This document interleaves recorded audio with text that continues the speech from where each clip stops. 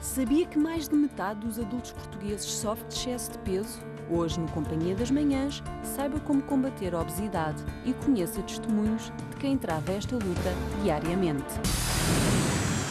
Vamos conhecer testemunhos de quem trava a luta contra a obesidade, de quem já travou e ganhou essa mesma luta. Vamos conversar com a doutora Isabel do Carmo, que nos pode ensinar, consoante cada pessoa, cada história clínica, qual a melhor solução, porque de facto é um problema muito grave da obesidade e que ainda mata muita gente no nosso país. Isso é mais daqui. Agora é a altura de falarmos então deste tema que tanto interessa aos portugueses, a obesidade, como podemos combater a obesidade, tendo sempre na nossa memória que em média morrem por ano, em Portugal, 1.500 portugueses com doenças relacionadas com o excesso de peso. Antes de conversarmos com as nossas convidadas e convidados, já os vamos apresentar, vamos ver uma reportagem. A obesidade infantil é o que mais preocupa os especialistas. Em todo o mundo há 22 milhões de crianças que têm peso a mais. Portugal, juntamente com Malta, na Europa há 25, é o país com mais elevada frequência de obesidade antes dos 11 anos. E partindo do princípio de que as crianças obesas serão adultos obesos, isto fará com que em 2025 ou 2030 Portugal seja um dos países também com maior taxa de diabetes. A obesidade é uma doença crónica que constitui um fator de risco para outras doenças.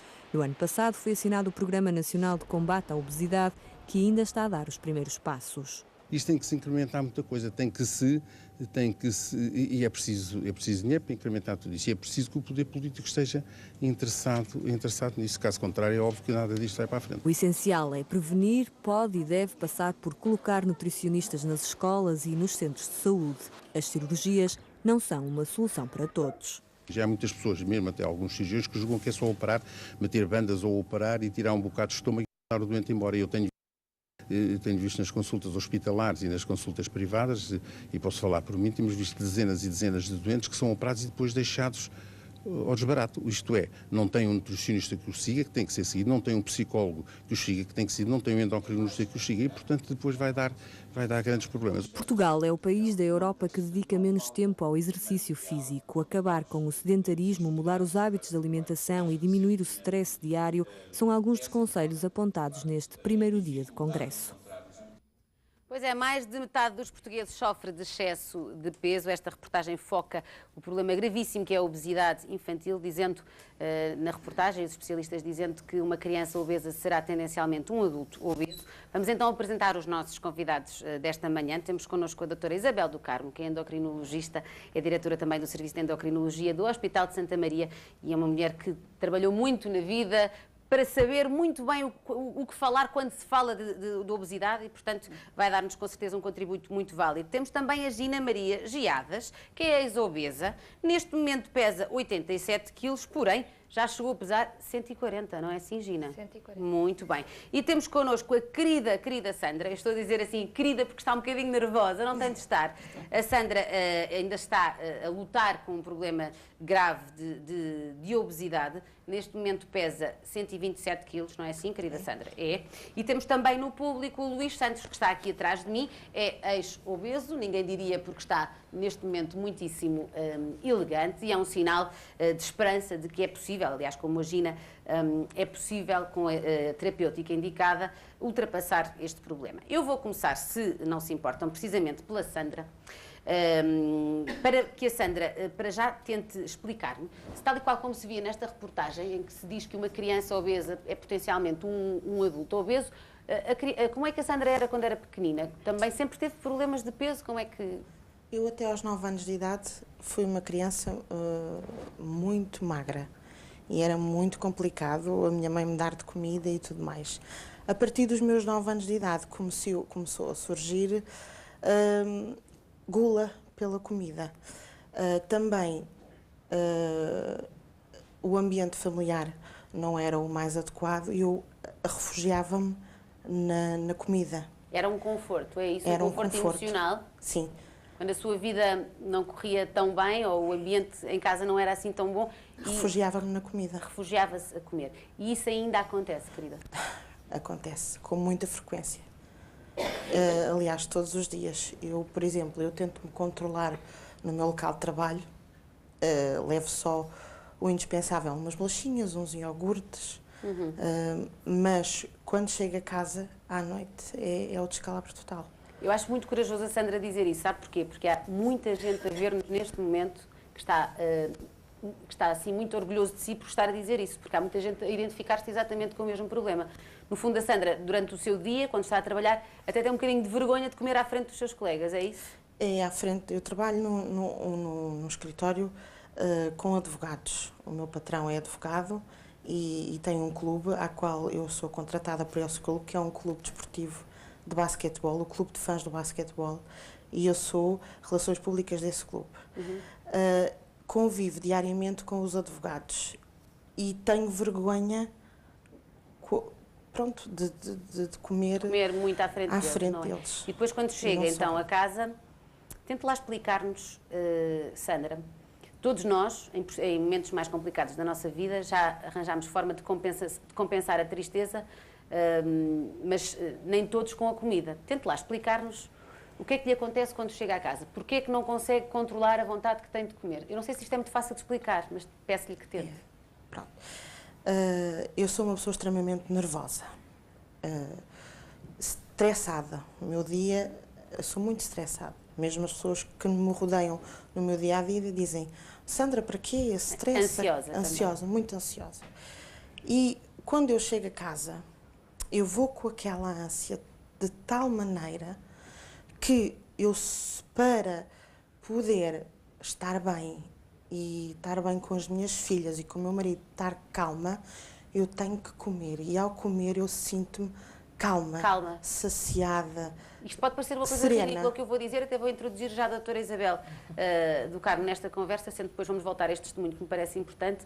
Isto quase que parece a descrição de um fumador ou de uma pessoa que tem uma adição com drogas, que é: eu só quando consigo fumar ou quando consigo consumir droga é que me sinto calma e tranquila. Pode-se fazer esta comparação, doutora? Pode-se fazer e, neste momento, pode-se demonstrar bioquimicamente que isto corresponde a um funcionamento dos centros do apetite. Portanto, há aqui libertação de substâncias.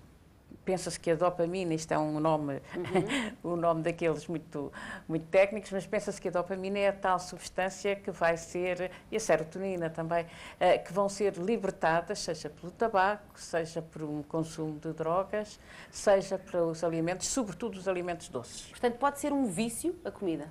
É um vício. Uma adição. Vezes. É uma adição. Muito bem. Portanto, mas, no entanto, eu gostava de dizer que, no caso da Sandra, provavelmente ela faz demasiada restrição durante o dia e depois segue-se, no momento em que entra em casa, uma compulsão alimentar que é quase, aí não é um vício, é quase fisiológico. Também é uma desforra? É uma pessoa que comeu pouco durante o dia. E, portanto, aqui nem sequer temos que entrar com grandes interpretações. Ela tem poucas calorias. É mais fácil de resolver. Poucas calorias durante o dia, uma grande restrição, chega a casa, tem compulsão para os alimentos. Porque eu consigo identificar-me perfeitamente com algumas coisas que a Sandra diz, no sentido em que eu, lá está, se passar um dia inteiro sem comer, Sandra, chego a casa e garanto-lhe que só faço disparates, porque as primeiras coisas que me apetece comer é as coisas que me vão dar energia. Acontece-vos a todos, não é? Portanto, isto é um processo, penso eu, que aí conseguimos perfeitamente identificar. Sandra, tente lá explicar-nos, e eu sei que esta parte da conversa é dolorosa, mas é muito importante que as pessoas ouçam aquilo que um obeso sofre na sua vida, não só em termos de qualidade de vida, como também dos olhares das outras pessoas. Peço-lhe primeiro que nos tente explicar, a nível da sua qualidade de vida, em que é que a obesidade a prejudica. Portanto, no meu dia-a-dia eu já não faço nem metade daquilo que eu fazia. Desde alguma higiene pessoal, tenho que pedir ajuda ao meu marido, tem sido fantástico. Ainda bem. Até mesmo em casa, a arrumação da casa, o limpar a casa ao fim de semana, estou limitada, muito limitada. E as minhas filhas, uma com 9 anos de idade e outra com 12, são umas grandes mulherzinhas em ponto pequeno, porque são elas que me ajudam muito. Ajuda, não é? Cada uma delas limpa o quartinho dela, desde o pó, o aspirar, tudo. Se for preciso, ainda me vão ajudar à louça. Se for preciso aspirar o meu quarto ou limpar o pó, elas vão. Porquê? Mas porque fica muito cansada, ou é a questão dos movimentos. Eu sei que, por exemplo, fazer uma coisa tão simples como apertar os sapatos já não consegue. Não uso sapatos com atacadores, que eu não consigo. E eu tenho uma calçadeira assim comprida para poder calçar os sapatos, porque simplesmente não consigo. Uma coisa que eu fazia com a maior das facilidades há uns bons anos atrás, era arranjar os meus próprios pés e neste momento não. Não consegue sequer? Não, nada. Muito bem. Sandra, e as outras pessoas? Como é que é? É muito complicado. Quer onde vamos. Se eu for, por exemplo, a um restaurante com o meu marido, eu digo ao meu marido, simplesmente não vamos. Mas não vamos porquê? Paulo, não vamos porque as pessoas estão a olhar ou... Sente que está toda a gente a olhar para si e a pensar, deixa ver o que é que ela vai comer, com um olhar reprovador? Sim, por vezes é. Quando uma pessoa está desempregada, eu passei por isso e infelizmente foi muito complicado de lidar depois com essa situação. Eu tive durante 2 anos e meio desempregada e os trabalhos que eu consegui arranjar foi daqueles trabalhos temporários, no Luís Simões, na limpeza, mas sempre procurei algo melhor, sempre tentei procurar algo melhor porque eu sabia que era capaz. Mas era discriminada nas entrevistas de trabalho, Era não era? Isso que eu vou dizer.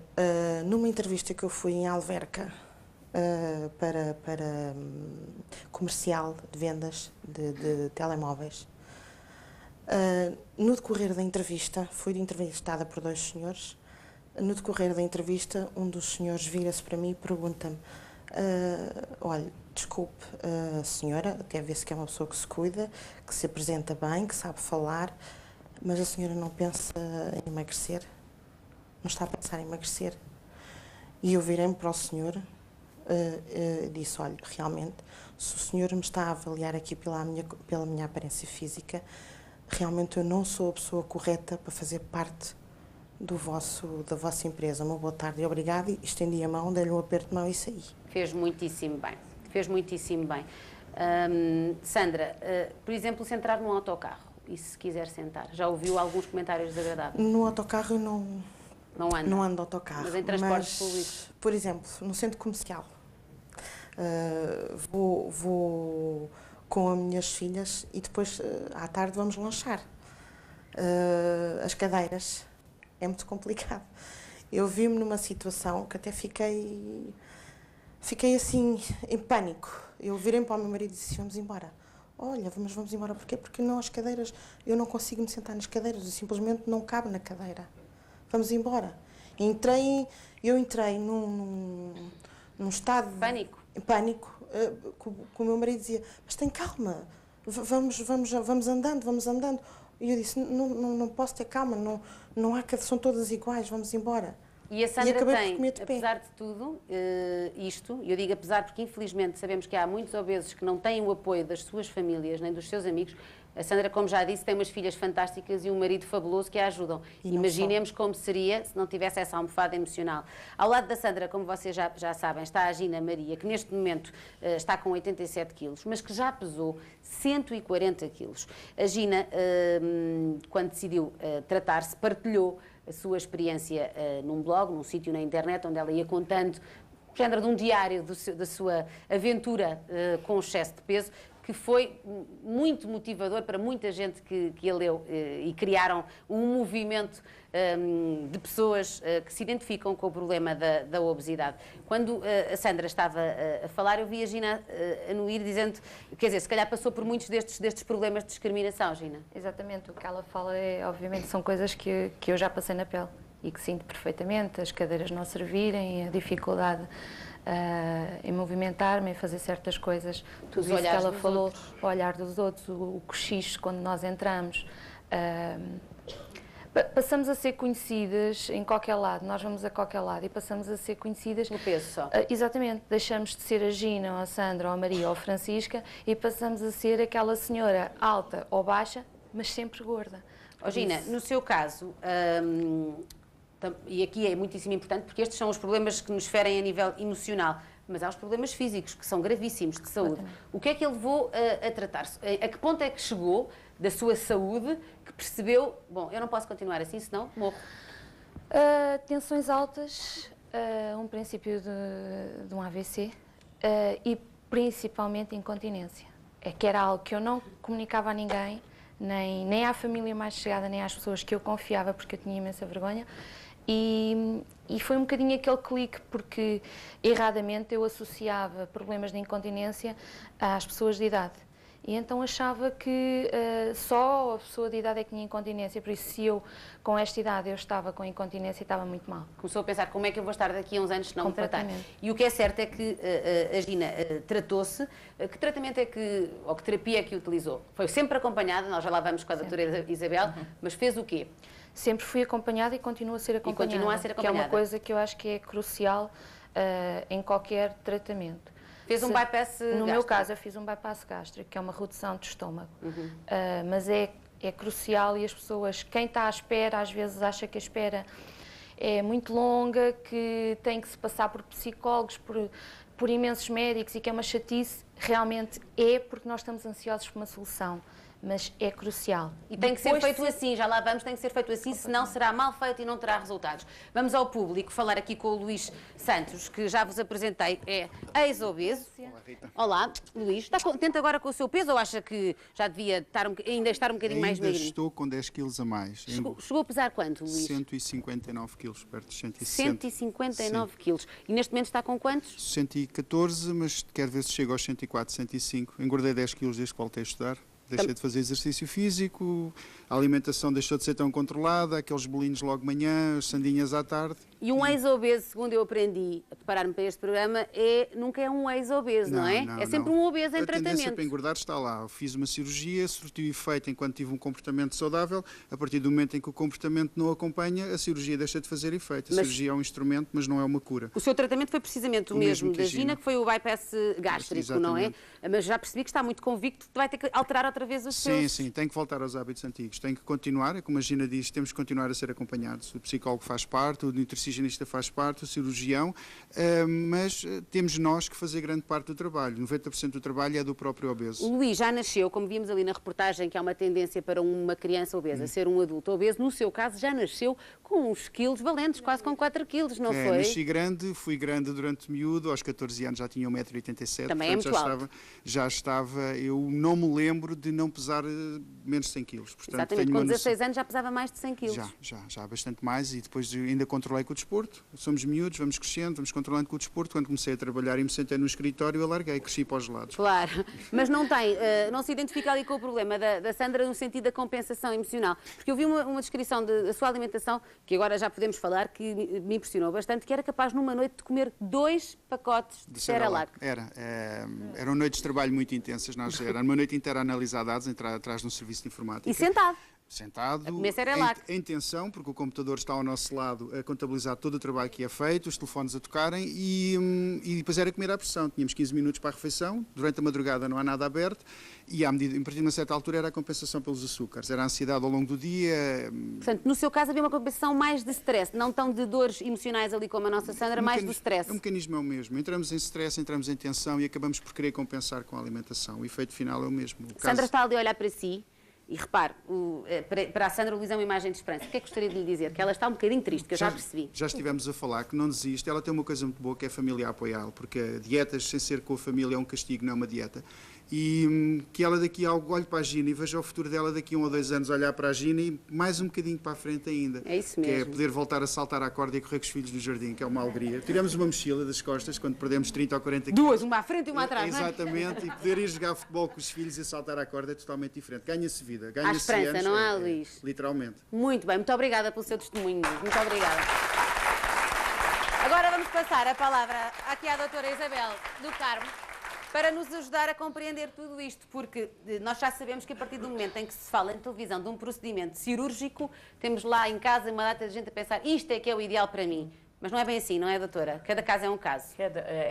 Eu, antes de tudo, queria aproveitar para dizer que tanto a Gina como o Luís, como as pessoas, os doentes do meu serviço, obesos e ex-obesos, que tem também uma associação chamada AFAG, o Luís é da ADEX, a Gina tem a sua própria associação e muito particularmente uma coisa que é o baú da madrinha, que ela poderá explicar o que é, e estas pessoas têm uma grande qualidade, que é organizarem-se, auto-organizarem-se, no sentido de ajudar os outros.